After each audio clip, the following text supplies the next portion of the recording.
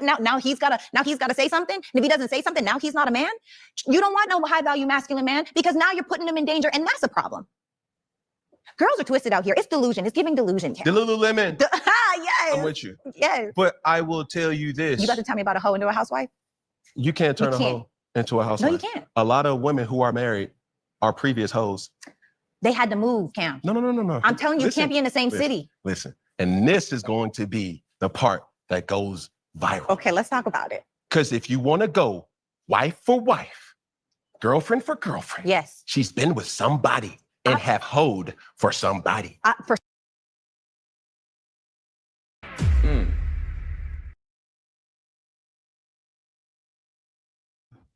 Hey guys, and welcome to Dark Arts Podcast. Listen, we're going to chop it up today because I want to talk to you about this particular situation. Can I be real? Can I be honest with you? I've been following Cam Newton and his podcast for a little while, and I've been trying to figure out what I'm seeing, right? First and foremost, I want to say this. I think Cam Newton, a lot of times, maybe unintentionally, maybe intentionally, however you look at it, manipulates situations, okay? Today's topic we're talking about is authoritative, exploitative manipulation, okay? And I'm going to explain that in a second. But a lot of times when I'm watching Cam Newton, one, I think because of his lack of understanding, and two, because I think he actually intentionally tries to not understand what you're saying because he's so focused on having a particular point to discredit you. A lot of times his conversations are with Dr. Sarah, Dr. Brian, even Corey a little bit, but more to the ladies, have been one where he's taken an opposition point of view and it doesn't need one. Like this telling host to a housewife situation. The reason why it becomes problematic, it's not even necessarily about the point, him saying, I have a different point to you. It is actually what happens in the course of that conversation. He then goes and pulls out a dictionary to say what hoes are and what things are. And he said, you're describing an SLUT. And I was like, well, no, because she didn't talk about any woman that was actually sleeping with women for money, which is what hose was defined as, right? The word hose is defined as somebody who sleeps around with men for money. Whereas an SLUT, a slut, sleeps with people accordingly because they enjoy the thing and want to have multiple sexual partners.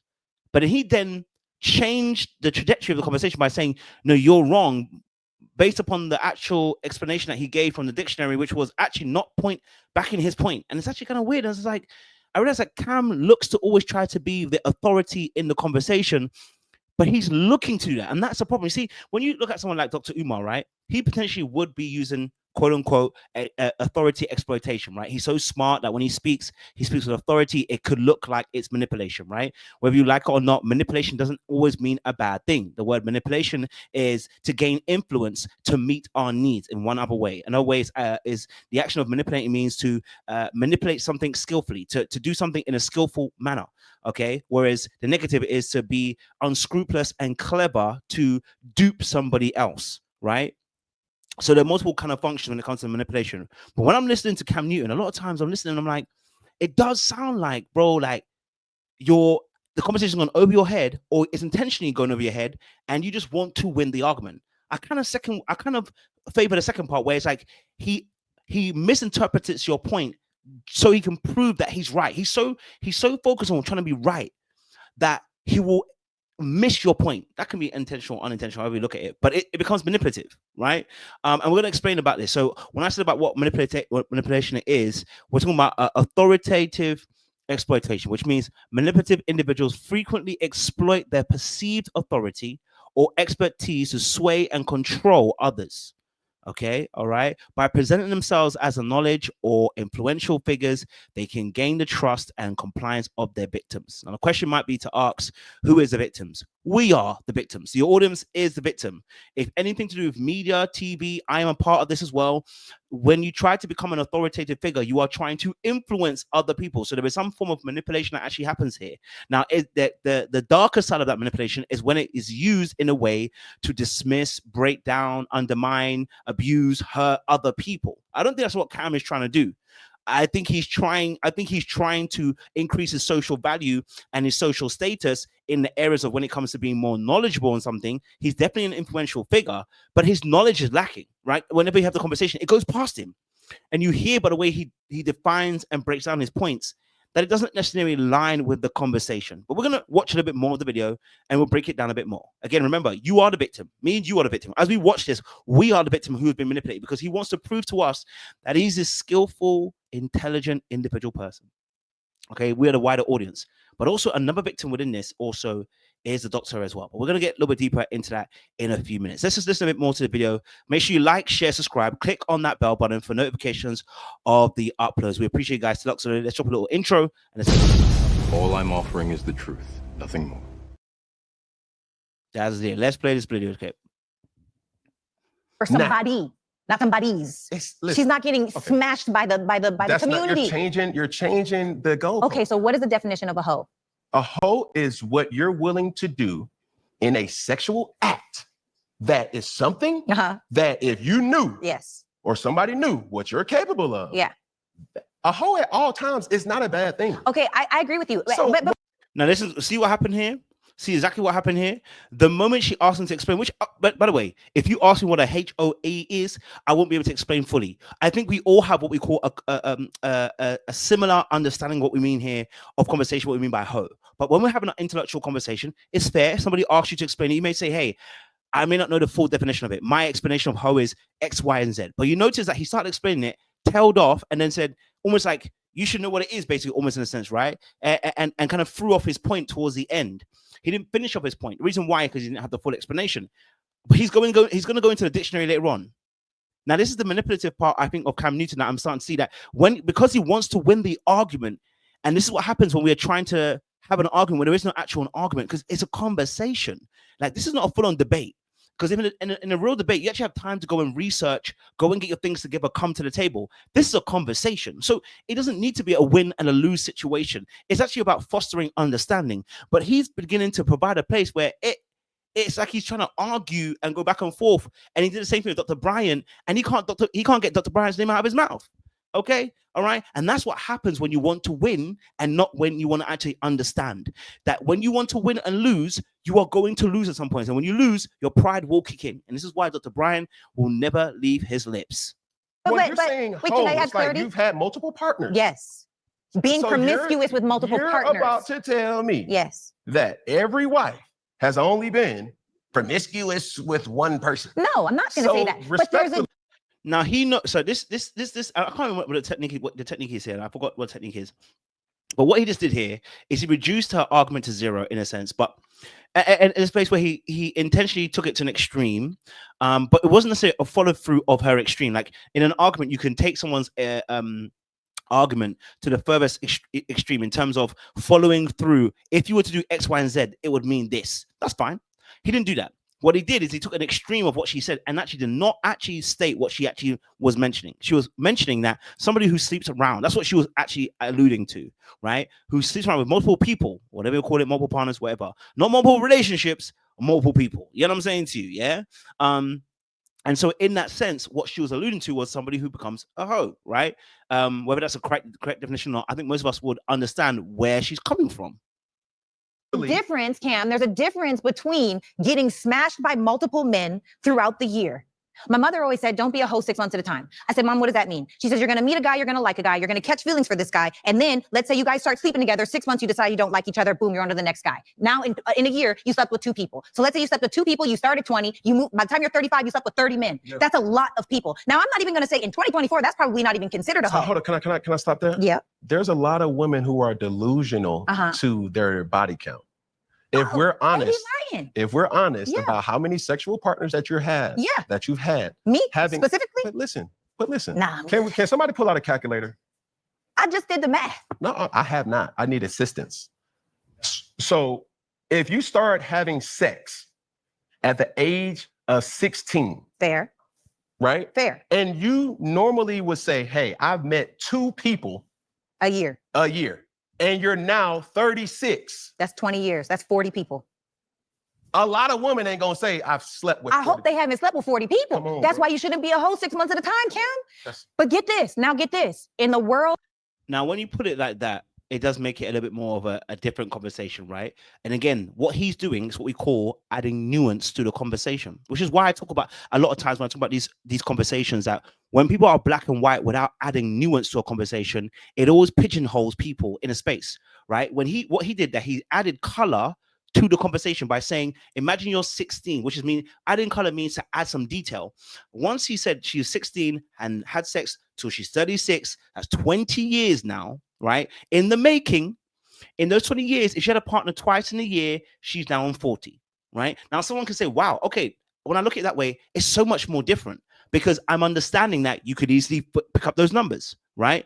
Someone else might say no, and that's understandable too, right? But what I'm saying is because he added color to the conversation, he added detail, which means we can now begin to understand. But when you put it black and white, 40, it can become a problem. Now, I don't think that's not him manipulating anything. I'm just adding commentary to the conversation, which I think is fair.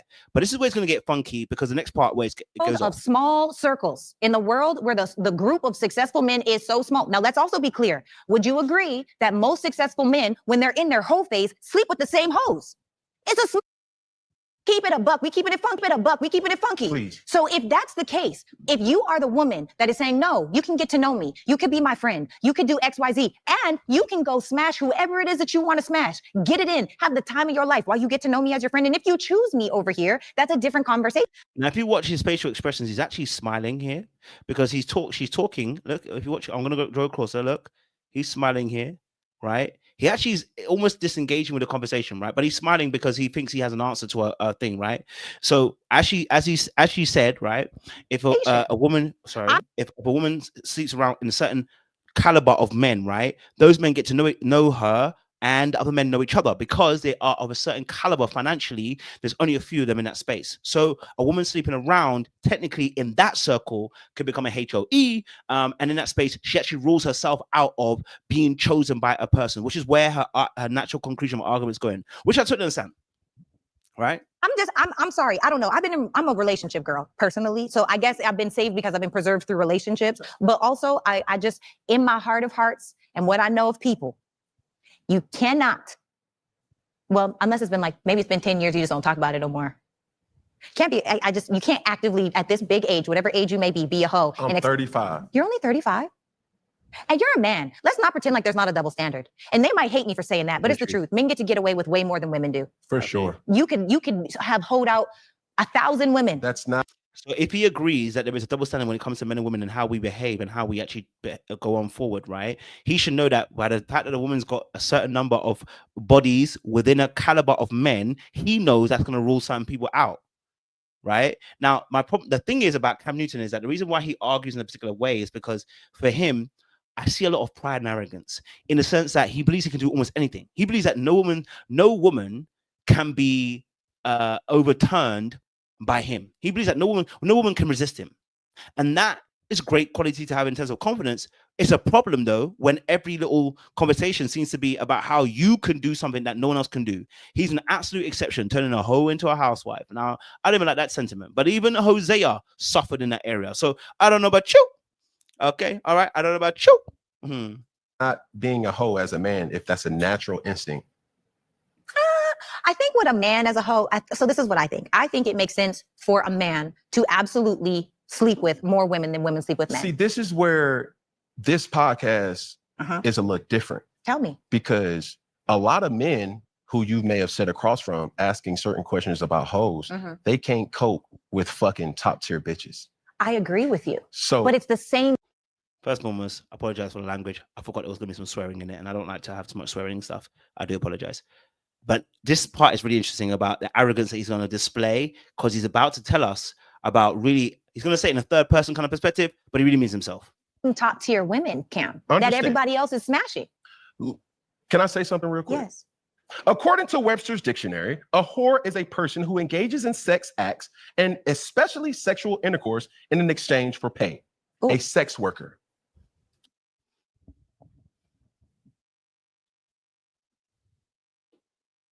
So the conversation earlier on, he was saying about the hoe, etc., right? Now he's explaining it, what a hoe is. The hoe is somebody who gets paid for sex, right? This is really important. I believe we're describing a slut, a woman who has many casual sexual partners. Okay.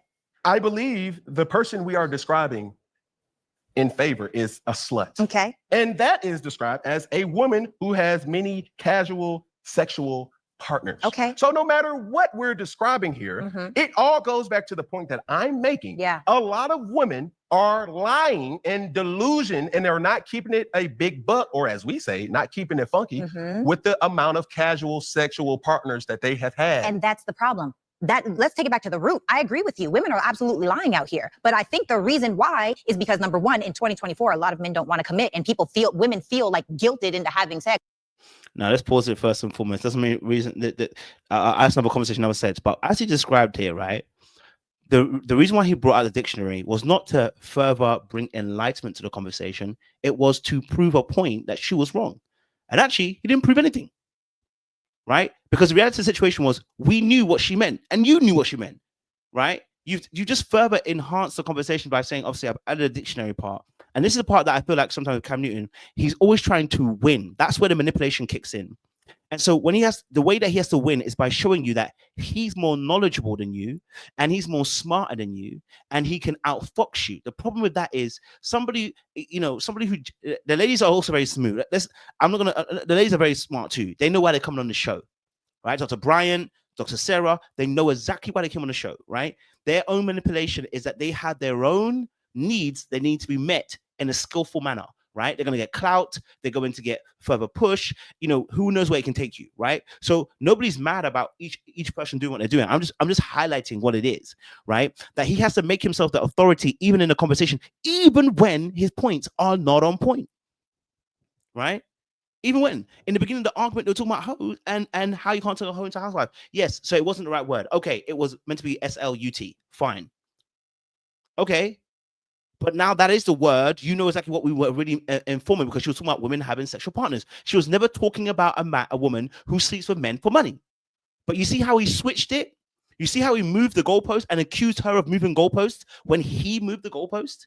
That is what I'm talking about, the manipulation, that at all costs he wants to win, but it's actually word salad. And until you start holding him accountable for the fact that he moves the goalpost, it's going to be tough. Now, the ladies are being very clever because, again, number one, there's power dynamics between men and women. Number two, they've got their own agenda and their own goals. They don't want to look like they're being too back and forth and looking like they're not quote unquote submissive or looking like they're argumentative. So I also understand that maybe those factors playing for those women as well. But the reality of the situation is Cam Newton moves the goalposts. It's just that simple, right? He moves the goalpost. And when you're somebody who keeps on moving the goalpost, that tells me you don't debate very well and you are a problem. Okay? All right? Because you don't tell the truth about what the thing really is. The thing. Well, last few minutes. Oh, I've gone out on a couple dates. Oh, I've done this. Maybe I should give him some. Or maybe you should just get to know the person instead of going on these big elaborate trips and restaurant dinners and whatever. Go get a smoothie. Go for a freaking walk. Feed the geese. I don't care what it is. Stop spending all this money. Stop having all this money spent on you so you won't feel like you owe somebody something. Because if you want a return on the investment, I understand that. And that's the problem. Women are over here with nothing to offer except for their body, which is why they're okay with casually sleeping with people. But that you cannot. Look, I don't care. I do not.